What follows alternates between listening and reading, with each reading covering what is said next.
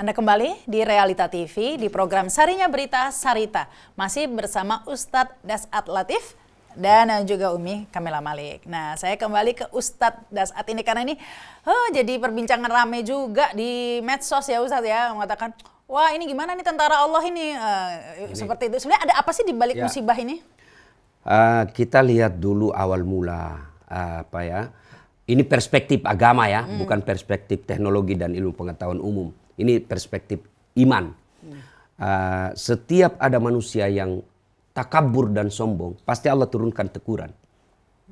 Ketika Namrud takabur, Allah turunkan teguran dengan ada wabah. Ya, hanya wabah katak. Ketika Presiden Cina membuat pernyataan bahwa negaranya paling kuat, diserang dari apapun tidak akan jatuh. Militernya siap, ekonominya kokoh, manusia sumber daya alamnya hebat. Mereka menganggap bahwa dialah yang paling terkuat saat ini. Takabur. Maka Allah perlihatkan kekuatannya. Dengan bukan mengirim burung ababil, tidak mengurun tentara malaikat, bukan lagi katak dan belalang. Allah menurunkan semua makhluk yang tidak nampak oleh mata. Seluruh dunia kewalahan. Jadi apa yang mau disombongkan? Ambil sisi positifnya bahwa ternyata di dunia ini ada satu zat yang mengendalikan semuanya. Kalian tidak ada apa-apa kekuatan teknologi dan apamu di hadapan Allah. Dialah zat yang maha kuasa segala-galanya. Jadi ini bukan teguran. Ini tentara Allah bukan hanya menegur Cina, tapi seluruh manusia ya. Bahwa kita nggak boleh merasa besar gitu. Ya. Dengan benda kecil aja kalah ya. Apa yang kita mau sombongkan dengan ilmu? Wa ma utitu minal ilm illa qalila. Saya tidak berikan ilmu kecuali sangat sedikit. Sifat yang sangat Allah benci sombong. Dalam hadits qudsi Allah jelaskan, ada 3 temannya setan di dunia. Satu di antara temannya setan. Satu di antaranya ghaniyun mutakabbir, orang kaya yang sombong. Kaya apa saja? Kata Nabi menindaklanjuti ayat hadits qudsi ini, 4 hal membuat orang sombong. 1, tambahnya pangkat. Ini orang-orang punya pejabat ini bisa punya penyakit sombong. Yang kedua, bertambahnya harta. Nah, ini masuk ini yang pertama tadi ini kan Firaun. Yang kedua Namrud, kaya, kemudian punya segala-galanya. Yang ketiga, bertambahnya ilmu. Kemudian yang keempat, bertambahnya ibadah. Karena sombong ini, peluang 4 sifat ini punya peluang untuk sombong. Tapi Allah tidak senang.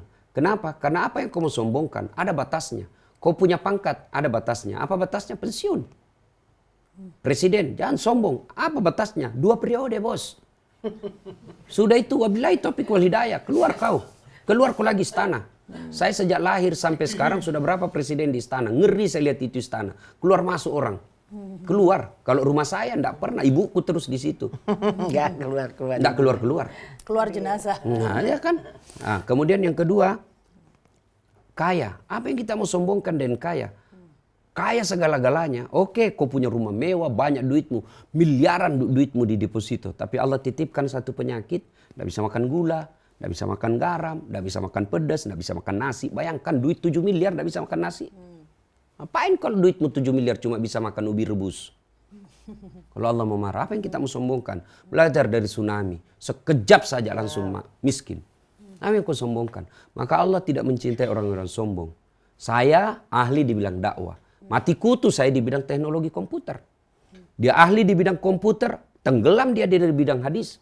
Maka supaya manusia ini bersinergi, saling membutuhkan hidup, maka Allah kasih kelebihan ini. Mbak Kamila Malik diberikan kelebihan di depan kamera, Mbak Sarita diberikan kelebihan di membaca berita, saya diberikan kelebihan di atas mimbar. Supaya apa? Kita saling membutuhkan.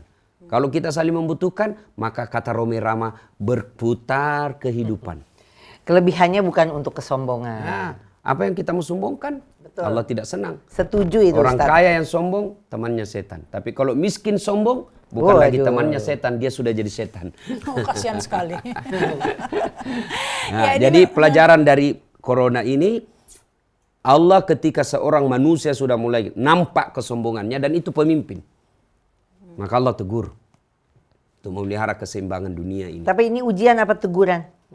Soal gini, dalam Islam itu ada dua. Ada pemberian yang memang kita mau, itu disebut taufik.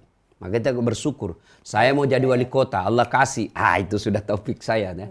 Tapi ada juga pemberian Allah yang saya tidak mau, tapi dikasih. Ini adalah musibah. Nah sekarang musibah di Indonesia ini. Sama musibahnya, derajatnya di sisi Allah beda-beda. Ada yang ditegur, ada yang diuji, ada yang dihukum. Apa bedanya Mbak? Tergantung orangnya. Satu, dia ditegur. Bagus agamanya. Tidak pernah rugikan orang, tidak pernah nipu. Zakat sedekahnya dia bayar. Dia sedekah, tiba-tiba kena corona dia. Diuji. Allah kasih ujian dia. Tapi ada juga ini, mohon dikoreksi ya, saya juga bukan ahlinya ini.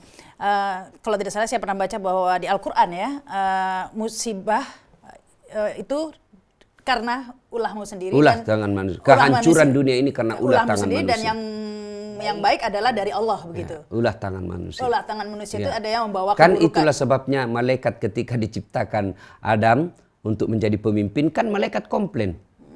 Ngapain ini manusia jadi pemimpin? Dia akan menghancurkan alam. Allah lalu menjelaskan, saya lebih tahu dari kalian. Meskipun malaikat awalnya komplain. Karena ternyata memang kerusakan-kerusakan alam ini tangan-tangan manusia. Allah ciptakan alam yang baik, tapi kita serakah. Mengambil, apa Allah melarang kita ngambil batu bara? Boleh. Apa Allah melarang kita gas? Silakan, tapi jangan berlebihan. Sesuai kebutuhan. Makan daging juga boleh, tapi nggak semua dimakan ya Ustaz. Jangan berlebihan. Ya berlebihan begitu ya. Mungkin, ya. Sumber-sumber ini semua menurut ahli-ahlinya adalah ketidakbersihan. Nah ini mungkin introspeksi bagi kita semua ya, ini saatnya bahwa Corona ini menegur kita begitu, satu agar tidak sombong, kedua juga introspeksi diri hidup juga bersila. ya. Iya juga gitu. Ya. Agar ya mungkin tadi keseimbangan dengan alam begitu, karena kan disiplin. Menurut ilmuwan begitu bahwa ini berasal dari kelelawar yang dikonsumsi seperti ini. Mungkin ini teguran karena masih banyak sampai sekarang orang ini masih kalau dalam hadis memang itu salah satu binatang yang dilarang untuk dibunuh dan dikonsumsi, kelelawar. Nah, inilah hikmahnya, ternyata membawa virus. Oh memang tidak bisa dibunuh juga karena ada juga dimusnahkan ini kelelawar-kelelawarnya. Nah, kalau dia tidak ada faedah ngapain? Dia juga makhluk Allah. Dan punya apa yang Allah ciptakan ini pasti untuk memelihara keseimbangan alam. Allah ciptakan bakteri, apa sia-sia? Tidak, ada juga gunanya itu bakteri. Jadi nggak usah sombong dengan makhluk yang tidak terlihat saja ya. Kita kalah begitu, kita kelabakan lah minimal, bukan kalah ya. Bahkan yang ini terbaik adalah melakukan iktibar. Apa itu? Evaluasi diri. Introspeksi begitu, iktibar ya namanya. Tapi ada lagi yang mengatakan bahwa ini mungkin untuk menghibur juga ya, yang tertimpa musibah begitu ya. Apa benar ini bahwa nanti yang terkena corona ini atau yang sakit lah atau malapetaka semua ini adalah bisa menggugurkan dosa-dosa kita begitu Ustaz? Penyakit memang menggugurkan dosa. Memang menggugurkan dosa. Satu kali datang anak muda ketika Nabi bercerita soal api neraka. Ini anak muda tidak bisa tidur. Menggigil, dia tidak bisa mati masuk neraka saya. Dia bayangkan terus itu api neraka. Lalu datanglah di hadapan Nabi menangis, ya Rasulullah saya tidak bisa menahan azab neraka. Dosaku banyak ya Rasul. Beban hidup saya ini sangat berat. Lalu Nabi bertanya, anak muda, pernahkah kau mengalami sesuatu yang seolah-olah kau tidak punya lagi jalan keluar? Terpuruk betul. Ya. Dan kau sabar menerimanya? Ya. Nah itulah yang menghapuskan dosa-dosamu. Jadi ketika ada musibah lalu kita bersabar. Bukan bersabar berarti pasrah. Nggak usaha ya? Bukan ya? Nah, kemudian kita berikhtiar tapi kena juga itu ya. Itu yang akan menghapus dosa-dosa. Kata Nabi, umatku ini semua urusannya baik. Kena musibah dia sabar, pahala. Dia beruntung, dia bersyukur, pahala. Alhamdulillah, semua baik. Tidak Ustaz, ada yang bilang harus bilang alhamdulillah ala kulli hal. Ya. Itu artinya apa tuh Ustaz? Dalamnya. Ya, segala puji bagi Allah, suruh segalian alam. Lalu kemudian, kemudian daripada itu. Maksudnya apa untuk kemudian? Apalagi lanjutannya? Apalagi apa aja lanjutan. yang Allah kasih Ya. kan nggak selalu maksudnya kesenangan. Untuk Tapi- pemberian selanjutnya Ya. itu juga. Ini kan Tapi ada kita ini ujian. bahagia, Alhamdulillah, kita ala merasa kulli hal. bahagia dengan mengambil ukuran orang lain. Ya kan? Kenapa saya menderita? Karena saya membayangkan diri saya orang lain. Tidak, jangan bayangkan dirimu orang lain. Kau punya takdir sendiri. Banyak orang beleng-beleng. Dia membahagiakan dirinya dengan Beleng-beleng orang. apa tuh? Roaming. Jelasin dong, Pak. Beleng-beleng Ustadz. dong. Oh. Jadi begini Mbak, Bego-bego. dia cicil mobil. Padahal sudah ada mobilnya. Tapi kenapa dia cicil mobil? Supaya orang dia horong. Kamu kasih senang orang, kamu yang menderita bayar cicilannya. Ini namanya asli beleng-beleng ini. Padahal sudah Allah kasih. Coba. Ketawa kita. Ini banyak itu yang beleng-beleng rupanya ya. Jangan-jangan Dia kesindir sudah- nih kita Allah semua kasih, beleng-beleng. Allah sudah kasih tas yang baik. Tapi dia mau juga supaya orang wah kalau dia pengantin. Mencicil kawas, lagi. Cicil lagi. Bego. Aduh. Apakah tidak lebih baik itu tasmu kau pakai, lalu selebihnya kau sedekah? Itu lebih bagus. Saya kadang-kala bingung lihat kaya tidak, tapi tasnya sampai harga 20 juta. Kita Waduh. berdoa mudah-mudahan kita nggak beleng-beleng ya. Mau ngapain seperti itu? Mau ngapain? Kalau enggak masuk di akal deh kalau misalnya tas harga 100 juta. Aduh, seandainya tas 100 juta dikasih masuk uang 5 juta menjadi 20 juta, oke, enggaknya masalah. Ya, Beli tasnya ini tidak ada masalah, tapi efek beli tasnya ini, Mbak. Efek beli tasnya. Beleng-beleng ini pokoknya. Efek beli tasnya itu dia mau seragam dengan sepatunya, mau seragamnya. Ini yang membuat orang mau dia kasih senang, dirinya Ini nih menderita. Ustadz yang saya senang dari Ustadz nih. Diri- Ngomongnya begini tuh, enak banget. tapi ada satu lagi, jangan ngomong cicilan lah Ustadz, nanti banyak yang sindir soalnya. Nah, Tuh kan sekarang- kameramen menunduk semua kan.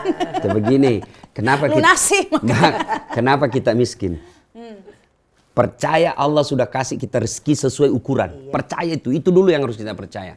Ada 3 kan rahasia Allah yang tidak boleh dicampuri.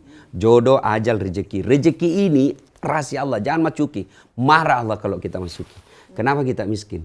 Karena kita mau hidup melebihi dari rezeki yang Allah kasih.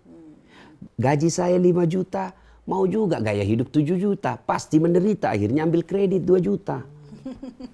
Sama tadi itu, Kalau lihat gaji- kehidupan yang lain. Iya, orang kalau gaji lain. 5 juta ngapain pakai handphone 3 kamera? Istri cuma 1. Ini panjang nih kalau ngomong ini istri. Ya Mbak Sarita ya.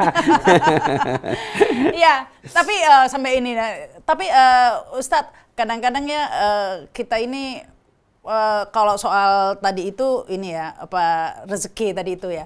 Tapi begini, bicara lagi soal rezeki tadi itu. Orang kadang-kadang mau berusaha ini demi hidup dan mati katanya ya. Kita nggak boleh keluar. Gitu, lockdown lah istilahnya tadi ada wabah begitu kan ya. Tapi di satu sisi ini juga hidup dan mati juga kita harus keluar karena mencari nafkah. Banyak orang miskin yang pekerjaannya itu harus keluar gajinya, pendapatannya itu per hari begitu.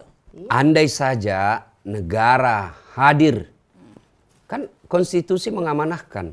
Andai saja semua kita ini yang diberi jabatan amanah oleh konstitusi melaksanakan dengan baik, yang seperti ini tidak perlu panik. Coba kita lihat, dia betul-betul diisolasi di Amerika, saya lupa negara bagian apa. Diisolasi tapi Garda Nasional datang bawa makanan, jadi mereka tidak panik. You tidak boleh keluar deh, soal makanmu, minummu kami yang hadir bawakan, kau tidak usah panik. Tidak usah ke mall, kami yang datang.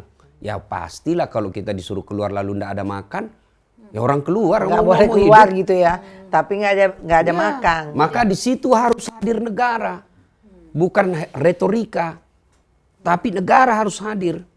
Tapi tampaknya kan itu butuh biaya besar ya, dan kalau tidak sesuai. Makanya saya heran, dianggap besar, tapi begitu ketangkap koruptor, berapa koruptornya satu orang? 200 miliar. Triliun lagi Jiwasraya. Jangan lupa begitu. Oh, Sekarang coba mainnya bukan miliar lagi. Ini Ustaz. semua Triliun. nanti yang korupsi Bukan M, begitu Ustaz. nanti di akhirat kau bisa lepas dan kau akali di dunia. Demi Allah kau tidak akan lepas Lepas di akhirat, iya. Kalau Mbak dosa sama saya gampang. Minta maaf. Cari rumah saya, telepon, Ustaz maafkan saya. Supaya saya Ganti. dapat pahala, oke saya maafkan. Tapi kalau uang Jiwasraya kita ambil, berapa rakyat Indonesia kau harus cari nanti di akhirat. Dan Kau tidak percaya, korupsi-korupsi silakan kau lainnya tidak lah ya. percaya. Silakan kau tidak percaya, tapi pasti kau mati. Kau mau kemana? Saya pegawai negeri, tidak senang, berhenti saya jadi pegawai. Dimutasi ke Papua, tidak senang saya berhenti jadi pegawai, tidak ada masalah. Tapi kalau mati pasti. Saya polisi ditugaskan ke daerah konflik. Saya pensiun dini Pak Kapolri, tidak ada urusan. Tapi kalau saya sudah masuk di kubur, kau senang atau tidak boleh kau keluar situ. Tinggal kau di situ. Ini koruptor ini nanti. Kau ambil uangnya orang, kau gunakan, salah gunakan. Bayangkan, kau akan tanggung itu dunia akhirat. Ada 5 penyesalan orang di dalam kubur ketika dia mau kembali lagi dia mereka yang ngambil haknya orang. Aduh, nauzubillah min dzalik. Ini karena itu yang tadi melebihi kebutuhannya. Orang korupsi 30 miliar, diapain itu duit? Saya aja 100 juta kadang kepegang, mau ngapain? Enggak tahu mau diapain banyak duit begini. Kasihlah. Kasihlah. Atau mau nambah lagi gitu, jangan 1. Biar itu menafkahi. Oh ya, udah kita tema yang lainnya lagi ya. Masih lagi kembali lagi soal corona lagi ini Ustadz ya. Karena kan katanya Allah itu tidak akan menguji di luar kemampuan kita. Melebihi kemampuan La kita. yukallifullahu nafsan illa wus'aha. Musibah itu sesuai dengan kemampuan kita. Apa ini bisa menenangkan kita? Karena kan kalau jelas-jelas kita ini kan beda dengan Cina kemampuannya gitu. Dengan negara-negara lain. Ini berarti nanti kita bisa pasrah, pasti ujian kita nggak akan sebesar itu ya. Karena kan kita kemampuannya juga di bawah gitu. Sama musibahnya, tapi beda tindakannya. Cina tindakannya tepat. Eropa tindakannya tepat. Karena kalau mampu, kita, ada duitnya. Bukan soal mampu aja, di sini adalah itikat baik.